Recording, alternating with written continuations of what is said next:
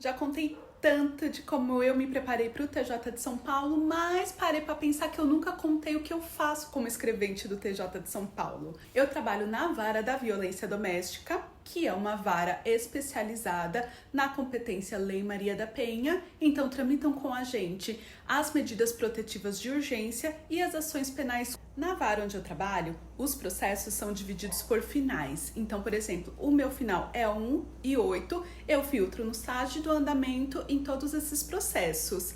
Sobre as medidas protetivas de urgência, a gente dá andamento desde que chega pra gente. Nos fins de semana elas chegam do plantão e na semana elas chegam da delegacia, mandam para o Ministério Público se manifesta e, de acordo com a manifestação do Ministério Público, o juiz analisa se aceita ou não aceita, defere ou não defere a medida protetiva. Quando chega pra gente, ela já está com a decisão de... No caso de indeferimento de medida protetiva, nós conferimos os dados da vítima, intimamos a vítima e quando retorna pra gente, a gente já manda para o arquivo. No caso de deferimento, nós emitimos os ofícios de comunicação para poder constar dos antecedentes do averiguado, nós intimamos a vítima, intimamos o averiguado. Quando os mandados voltam pra gente positivo é quando o oficial de justiça encontrou as partes. Aí nós enviamos para uma espécie de um arquivo provisório de 6 meses e em 6 meses nós intimamos a vítima para manutenção.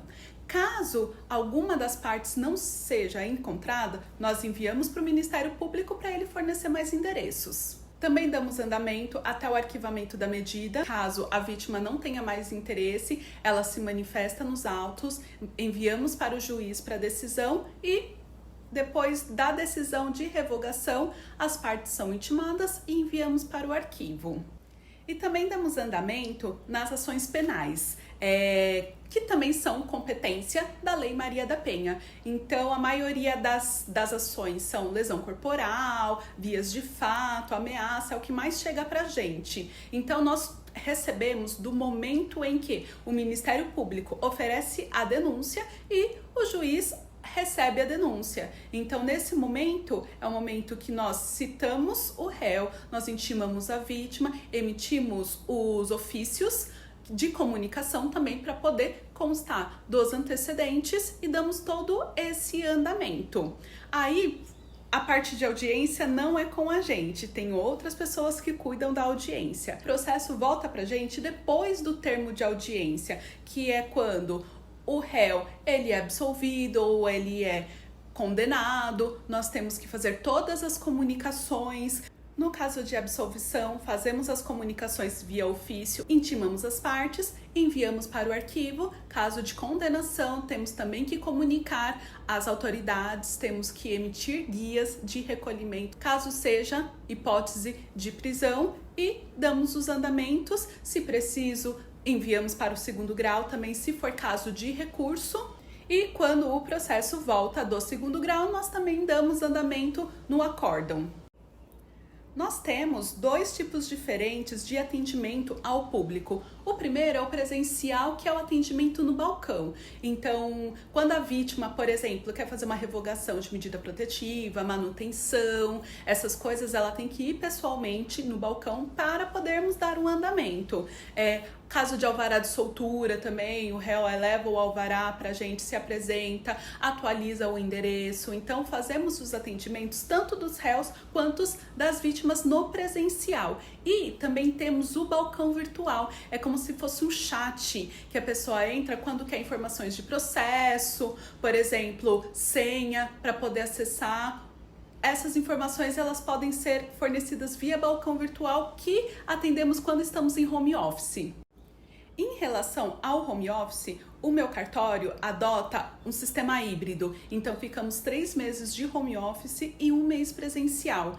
Por quê? Tem que ter o atendimento ao público, por isso que tem que ter o atendimento presencial. É basicamente isso que eu faço. Parece complexo, mas com o tempo você vai pegando o jeito.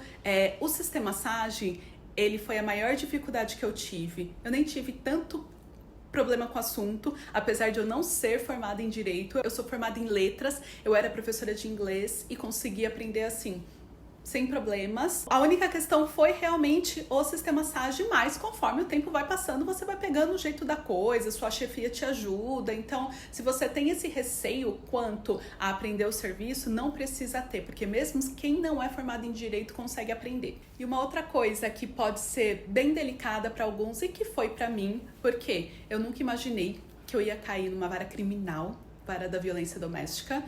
Em toda a minha história do TJ, eu vivia falando, posso cair em qualquer vara, menos vara da violência doméstica. Eu tinha certeza que eu ia cair numa vara civil, mas não foi o que aconteceu. Quando a minha nomeação saiu, eu não consegui comemorar, porque eu não queria essa vara. Então, eu comecei a procurar permuta e eu não consegui permuta.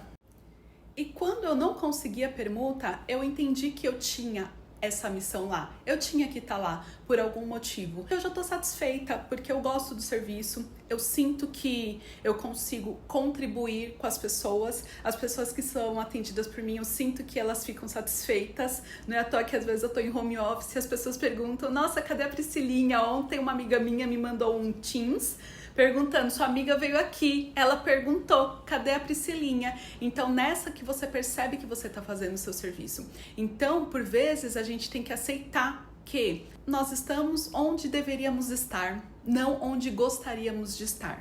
Então, o dia que você for nomeado e talvez se for numa vara onde você não gostaria de estar e não conseguiu permuta, aceite, porque talvez esse seja o lugar para você cumprir a sua missão. Seja para o seu aprendizado pessoal, seja para ajudar o próximo, porque a gente contribui com a vida das pessoas. Se a gente tramita um processo com celeridade, a gente está ajudando essas pessoas. Se a gente faz o nosso serviço e oferece para as pessoas o melhor que a gente pode oferecer todos os dias, também estamos ajudando essas pessoas. E é para isso que a gente está, para oferecer nosso melhor para as pessoas. E espero que vocês tenham gostado. Esse foi um resuminho do que eu faço aqui no meu dia a dia. Se vocês tiverem dúvidas, deixem aqui nos comentários que eu respondo para vocês quando eu puder. Até a próxima. Tchau!